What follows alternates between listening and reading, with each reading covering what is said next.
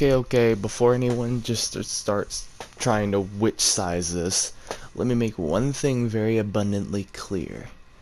I love Rainbow Six Siege. I adore Rainbow Six Siege. If I didn't like it, then after all the crap that they've put me through, I would have deleted this game 4 or 5 months after Season 2 came out. Honestly, at this point, would have been that fast. But I have held strong and said, you know what, I'm gonna bite the bullet and let the world take its course and see what this game becomes of itself. And now that that point's out of the way, this game has toyed, messed around, and with lack of a better term, screwed with me long enough. To the point now I'm gonna make a video about it. Again. And, now don't get me wrong, I didn't want to make a video on this. I really didn't. I didn't want it to come down to this. I didn't think I would have to actually sit here and discuss why I hate Rainbow Six Siege right now. And have for months and seasons. A bit of background of why I can talk about this, in my opinion, should be decently considered, is I have been playing Siege since before the beta came out. I got to be one of the pre-beta people, and I loved every second of it. I was thinking, wow, this is a new meta to... and I'm totally going to touch on that later, but it was a new thing. It was innovative. It was a new, interesting idea from Ubisoft. And I was very excited about this new IP. I was excited about the new revamped version of what they wanted 6 to be. And I was thinking, granted, I liked my slow-paced, actual tactical shooter way of Rainbow Six, New Vegas 2, Raven Shield, all those previous ones, and I loved them to bits. They to this day are still one of my favorite tactical shooters to ever just mention off the top of my head. But the fact that they took that away and changed it to 5-on-5 PvP only multiplayer was a bit of a deterrent at the start, but I mean, I've seen Ubisoft do the work before. I figured, why not? Why not give it a shot? See what they're bringing into the series. And whenever the trailer came out at E3, I watched it live with everyone else and was decently impressed. The game looked beautiful. It looked fun. It still managed to keep the tactical, realistic shooter balance of the previous Rainbow Six. Just instead of shooting AI terrorists, you're shooting other players that are being the terrorist. And this is where the whole thing of before, where they were toying, comes into play for the first time. You see, because whenever we all were looking at this game thinking, wow, they still managed to keep the tactical shooter realism still from the whole idea of putting it in a PvP situation. And that was a fantastic idea until the game came out. When the game released, you start off with the SAS, the FBI, GSG9, and GIGN. It was your main groups of people that you got to choose operators from, and some of people started to realize that this wasn't what they thought it was, because you weren't playing as a SWAT unit anymore. You were playing with these high-tech gadgets, and every person had their own way that they could play. All these special charges, EMP grenades, grenade launchers, exothermic charges for reinforcements on walls, and that wasn't the problem. No one exactly got upset about the idea. Well, some people did, but majority of the people did not see it that way. They took it as, okay, you added classes, essentially. A lot of shooters have added classes before, so why is this any different? You're right, it's not. But majority of games that had classes, you already knew about the classes. Whenever the trailer released, everyone was like, okay, you have your shielder, your breachers, all that stuff, sledgehammers. Everyone knew about that, which was realistic. But having a trophy system, essentially, which is what the ADS is, having EMP, no one ever thought that that would be necessary to a modern SWAT team. This is where the lies started. And it's important to realize this, because this is going to come up later about the whole full 180-degree twist that Rainbow Six took. In its opening few months, years of development after the game came out, we already did a 180 flip and said, okay,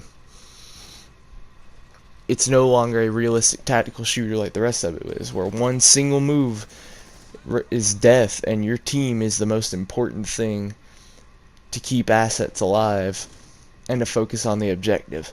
That's no longer what it was. It was I'm going to call it what it was, but try to keep it out. It was a cop-out. They broke the promise, or essentially it was false advertising, and they ripped the heart out of the series right then and there almost, and transferred it. And they basically made this game into a Frankenstein's monster. But off topic. Either way, from there on, through the first opening few things where there were no DLC operators and all that stuff, it wasn't that bad. You could definitely tell the difference in how you could definitely feel the pressure, I suppose, of how people were switching their mindsets. But eventually, everyone kind of started warming back to the idea of this 5v5 thing. Now, then the first, actual DLCs came out, and year one went decently well, and everything else went decently well. My problem is not with adding new operators. It's not with doing anything, because at this point, let's be honest, the new operators where everyone's argument is sitting here saying, this is not realistic. We passed realistic a long time ago. My arguments are more based on the fact of game design more than they are what they've already done. The game design aspect of it is they lied, they cheated, and ripped the heart out of everything and did a complete 180 turnaround on what their promise was to the community on the release of this video game. The tactical shooter was gone, the realism was gone, the teamwork was essentially gone, and everything just kept going from there. So in all actuality, what your problem is right now with the game as a whole, what is the problem with the game right now?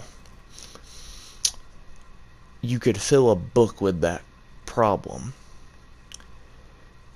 but I'm going to go over what I think the problem with the game is. It's not thought out and it's unfinished.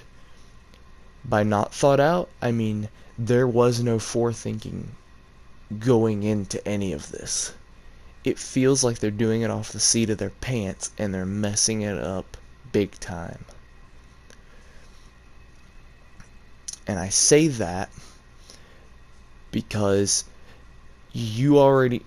every game comes out with bugs. This game thrives off bugs.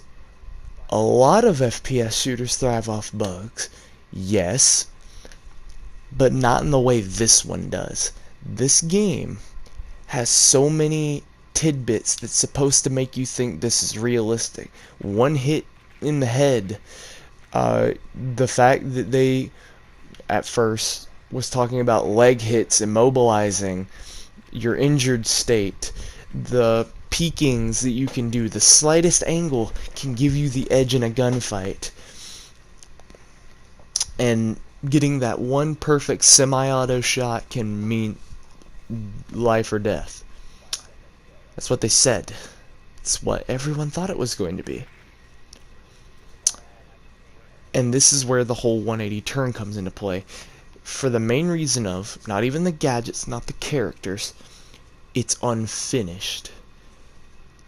People can wall glitch, people can get random hitboxes, you can still spawn peek. The focus is no longer on the objective. This game is turned into a Call of Duty free-for-all. And it is awful. It's so bad. And the thing is you can already feel it. Just to give you an idea, the footage you're seeing in the background currently was I played I think it was 4 games tonight. I'm recording this right after I got done playing it, which is whenever I realized I probably need to talk about this to get it off my chest. And you're gonna understand why I'm getting it off now more than later.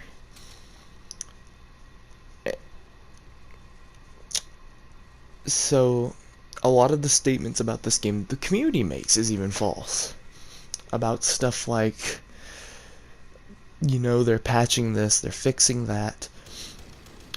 And I cannot honestly say that they're incorrect. Because they aren't. They are fixing things, but they're not fixing the right things. They're fixing random gun issues about operators that don't matter. They're ignoring the basic information that is being given to them by the community. Plethoras of times, but they're thriving off of it. The idea to them, in my head right now, about what they wanted to do with this game, it went from a tactical shooter into, guess what, we can make this into a 5-on-5 esports competition. Whenever they announced that ESL was coming into this game, that's when the game died. And if you really wonder if it's seriously a coincidence that all the things that the ESL players are telling them that needs to be fixed are happening, while all the things about game mechanic designers, everything else that the community and these people are telling you are not, that's because your community managers, your forum leaders, all these people that are telling them what's wrong with the game, by the people who sit here and play the game not with other esports players that have a set basis of rules that they can follow, and if not, their careers get wiped from all record. It's people that are here with the rest of the community, however toxic, stupid, annoying, smart, efficient, anything that you can be in this game, play alongside them, which not every one of us who play this game is an ESL Master Pro who knows every peak spot, every gun game, everything that could ever be done in this video game. And that's where Ubisoft falls short. People need to, game designers especially, need to listen to their communities and understand that this game is not what it needed to be. You can fill a book with how toxic people are, the glitches and mechanic failures in this game, and give that book to the game developers, and they will essentially light a torch to it. I have been in forums and posts, and as someone who alpha test, beta test, gets these games early and gives the developers my feedback on paper for essentially nothing, except just to have a good game to pay $60 for that is worth $60. And then basically have that happen in front of me while I'm playing is not a slap in the face to me, but your entire community of people that rallied behind you and bought your game to do this. And it's not only a blatant disrespect to the players, it's honestly disrespectful to yourself as a company. And it is unbelievable how easy they do it. And just to name off a few things, we've all known for forever that Ash has a high pick rate, a high win rate, and is one of the most toxic operators to play in any singular round of Rainbow Six Siege. You want to know what they've said they've done? They fixed her hitboxes. Her gun doesn't do anything. Everything else under the sun that you can possibly think of. And you're about to see how bullcrap that is in the video that's playing in front of you in a few seconds. So while that's all going on, I will keep talking. Your hitboxes don't work. And the problem is I'm trying to explain to you how it works ethically, how it works mechanically, but also not be nonsensical. We all know that this game has problems. Every game has problems, which is normal. Here's the problem. Having your games have problems, lying to your community, and everything else like that is just, it's unforgivable. I've played countless Ubisoft games. I've played The Crew, I've played Ghost Recon, I've played Rainbow Six, I've played Splinter Cell, I've played Assassin's Creeds. I'm pretty sure I have almost every Ubisoft game that has ever been released since their company began. And to see that company fail this bad is an embarrassment. I'm not even an employee at Ubisoft, and I would be legit giving a final notice at this point, just for the fact of this. You cannot do this to your community. It is a blatant disregard of trust, of the fact that you're getting purchased. Here's that Ash bit I was telling you about. Because, sure,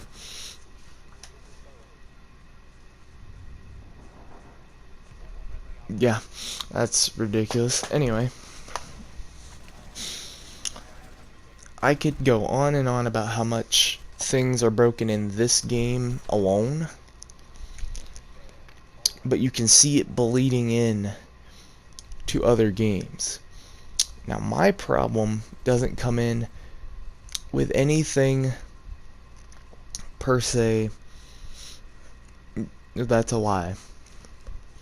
My discussion to make a video about it is not going to be about how broken the game is, how unfathomably awful every mechanic sense known to video games that are PvP based only is based upon. It's going to be about the disregard of a company.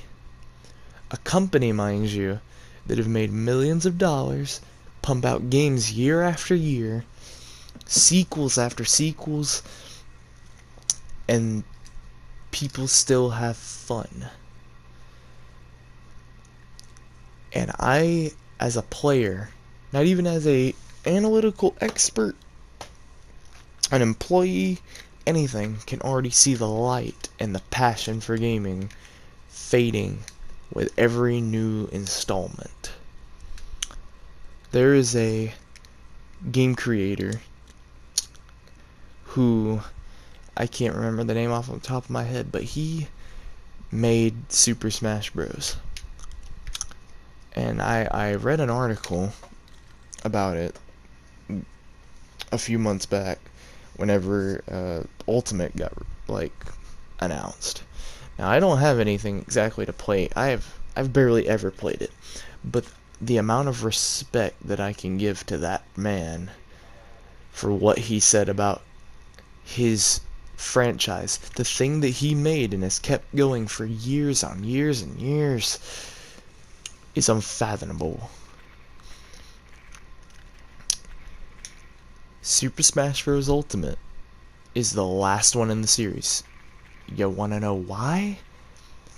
Because he does not feel the same passion that he once had for that series. He can't create something beautiful every time because the players keep expecting another installment, but he's working day in, day out to make it better than the last because he's afraid the quality and everything else is going to go down because of how many sequels and installments there are in that series. He realized the problem was he was losing interest in it. He wanted to move on to other projects that he had passion for and everything else in between. And that is something that I can respect out of a creator. Sure, I can be bummed from all get out about the fact that a series that I love is leaving.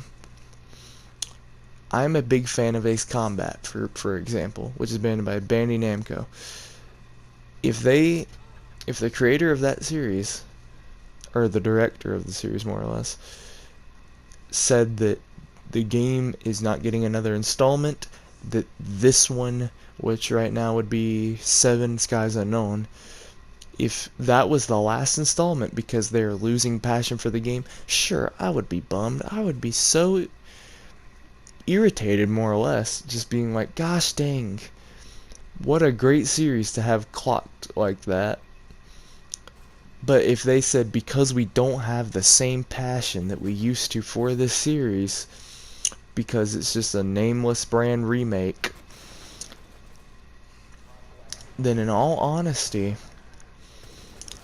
I can't fault them for that. I really can't.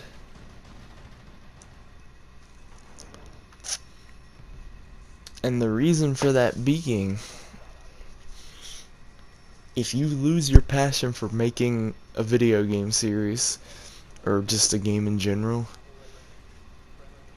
then you lose the magic that you put into it, the love and creativity and everything that you just spent your lifelong work putting into it to make your community, your players, happy.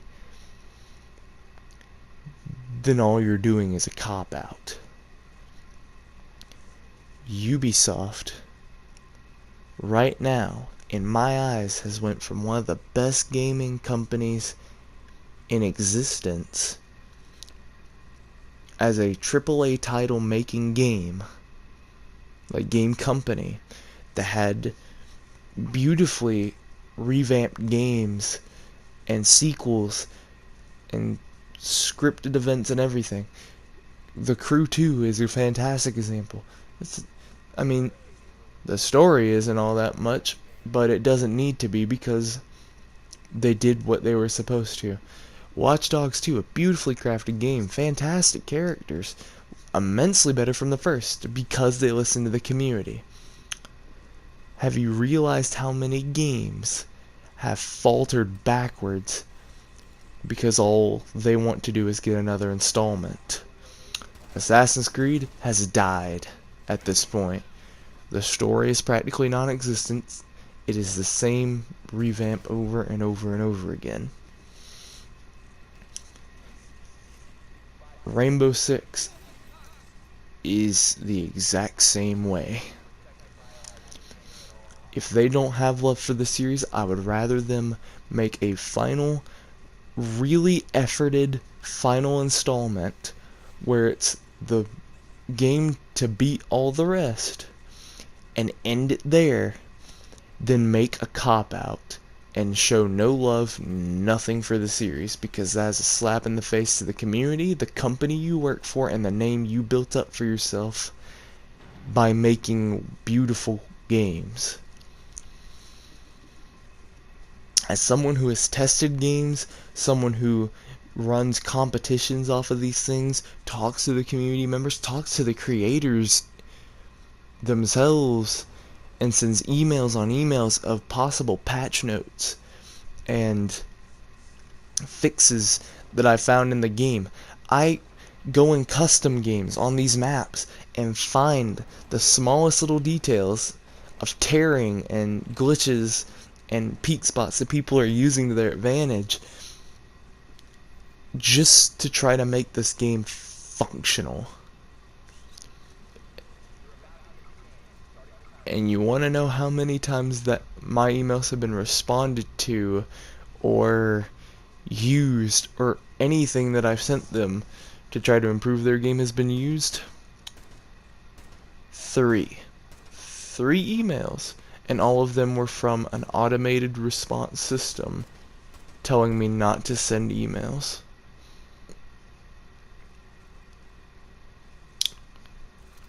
Forums that have been responded to, 1. 17 have been responded to by, again, an automated response system, and only one of them was responded to an actual person, and that person said, sure. And it never happened. So I can go on and on about everything else, but if anyone out there is curious if I'm going to be playing Rainbow Six Siege, by New Year's this year, if something doesn't change, Rainbow Six Siege will be the last thing that I ever play. For the reason that I just explained, there is no love, no dedication, nothing that has gone into this that has proved me wrong. And from this point forward, I'm not sure if I can stand behind a company that plays their communities like fiddles just to get another quick buck out of it. That is something that I will not condone as a tester, as a player, as a reviewer, as a critic, anything. If something doesn't change with this game, the rest of their games, or anything else, I will not only be putting up Rainbow Six Siege, deleting it off of my system, and probably not touching it forever, but I will not be buying any more Ubisoft games, ever. And this is the first section of an installment, just to show. And it's disappointing. It really, really is.